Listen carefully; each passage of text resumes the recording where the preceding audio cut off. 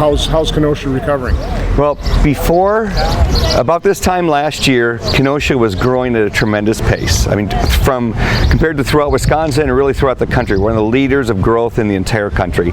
And the government here, the people here, the schools here, the parks, everything here is fantastic, and it still is. But then in August, we had the unfortunate situation. We had the shooting, and then we had the riots that followed for days afterwards, and it changed. I mean, the location we're at right now was a thriving office furniture place, and it's one of the places that got burnt, and it's a terrible situation. We had nights of unrest here. We had people that were in their homes afraid of the thousands of people that were marching through the streets. Oh my God, we had, I would say, most of the sheriff's departments in the state and police departments in the state of Wisconsin came, and we had about 1,800 National Guard from Wisconsin and throughout the 4 different states too. They all came to help protect Kenosha, and we had at one point over 3,000 boots on the ground just to protect us for what boiled down to about the last week of the riots and unrest here. And it was a very difficult time. It was a very stressful time. Law enforcement here, we'd sleep in our cars at the command post for an hour or 2 hours every single night, and we'd just get up and go back to what we were doing. It was a very difficult time, and I remember just hoping and praying that it would come to an end soon. You set up over at the high school there, and I visited you at that point in time, and I just saw the outpouring of the community, though. We had one grandma come with 50 cheeseburgers from McDonald's, and a great big bag came and dropped it off and gave it to me, and I said thank you so much. We had restaurants and businesses drop off pallets and make food, and it was absolutely amazing, the support and the love that was here in Kenosha for everybody, for our people who were involved in the peaceful protests to the people who were protecting the city of Kenosha. It was absolutely amazing, the people that were here, and they gave us the support we needed to continue the fight to keep Kenosha safe. You just talked about the peaceful protests. Was there also a real divide between the peaceful protesters? Did they push back on the rioters? Did they help control the situation?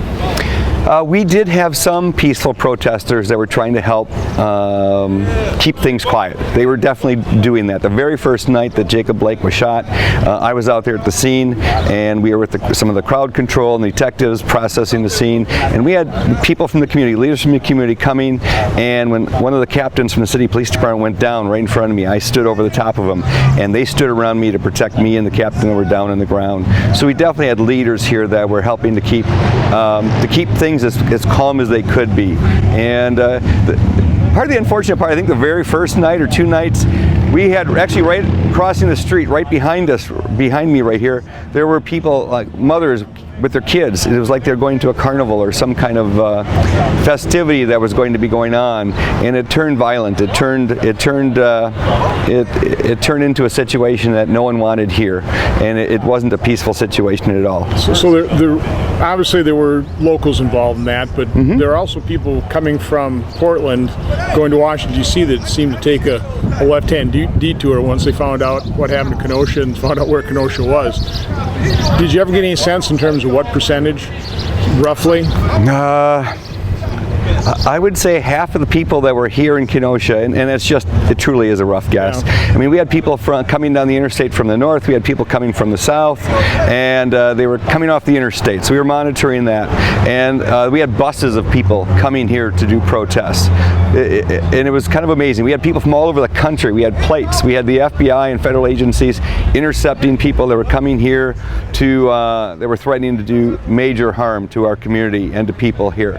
While we were here, we were talking to agents from the U.S. Marshals that were here, and they came from Portland, and they said, thank you for everything that you guys are doing. We're feeding them. They treated everyone worked like one big family here. You wanted them there, we wanted them there. So I mean, I think what happened in Kenosha shocked not only Wisconsin but Americans. I mean, if it could happen here, yeah, it could happen. But at the same time, because of leadership from people like you and other leaders that did flood manpower in here, kind of showed the nation how you shut this thing down as well. It did.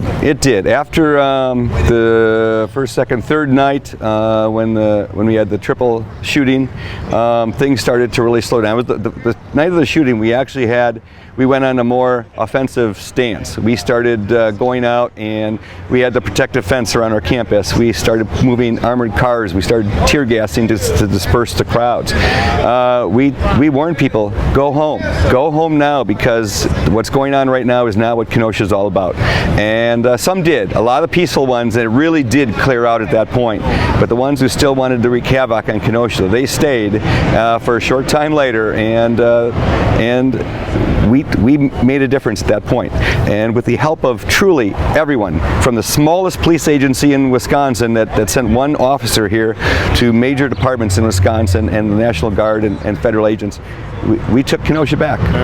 So before I move on to how Kenosha's doing today, I'm an accountant, I like numbers, I'm on stats. So in the end, how many businesses were burned? I mean, this one oh my God, completely destroyed. When I drove through right afterwards, I thought a couple dozen, maybe 3 dozen. And then how many people were arrested, charged? How many people have been convicted? Do you have any? Oh, I don't know that. Okay. I think it was about 30 businesses that were looted and burned. But I mean, it's a small percentage of what Kenosha is. I mean, a lot of people, after this happened, thought that all of Kenosha burnt to the ground. It didn't. I mean, it was some small mom and pop businesses, and it was extremely dreadful that happened. But most of Kenosha was still up, surviving, thriving. And that black eye that we got last August and September, I think we're bouncing back very nicely. So one of my messages for law enforcement is, I certainly get the sense the vast majority of Americans support you. Absolutely. I mean, they are so grateful for the service, for the sacrifice. I mean, the risk you and your loved ones are taking each and every day.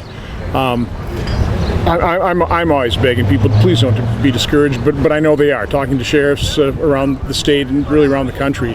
Can you talk a little bit about that? I mean, the officers that are quitting, the difficulty in recruiting, just speak to that.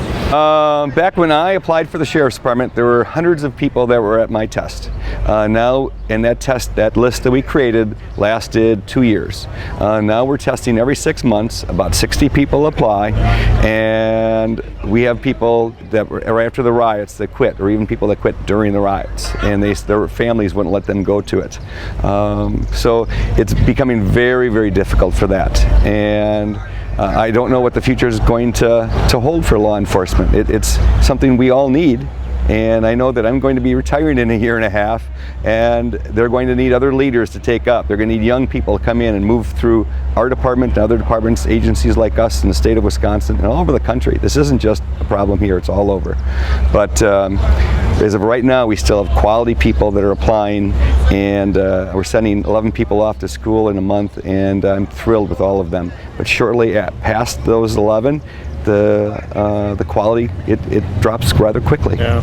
Well, again, thank you for your service and sacrifice, that and your family, and I think that's an important message, so that people who are considering law enforcement do realize it's not the negative drumbeat. I mean, there's some of that, but that is a very small majority, and the vast majority of Americans are just so appreciative. So, God bless you and thank you. Thank you. Okay. Thanks, Senator. I appreciate it very much.